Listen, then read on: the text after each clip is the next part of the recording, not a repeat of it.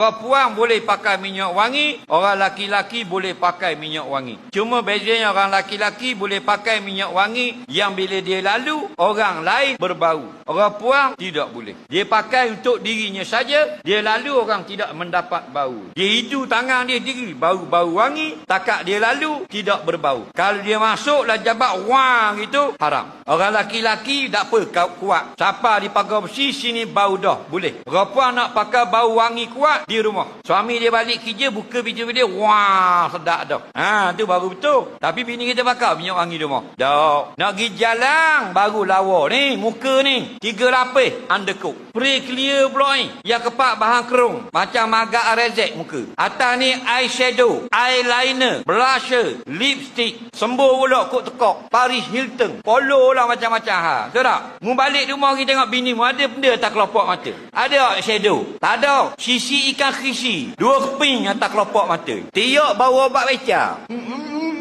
Bau. Kenapa? Tiok bini. Nak pergi jalan ni. Sembuh. Perang semua dah. Buka pintu jabat tu. Wah, wangi Cik Ani kita. Tengok orang lah. Haram. Nabi kata perempuan yang keluar rumah, bau harum semerbak dicium oleh hidung manusia, seperti perempuan berzina. Mana seperti perempuan jahat perangainya.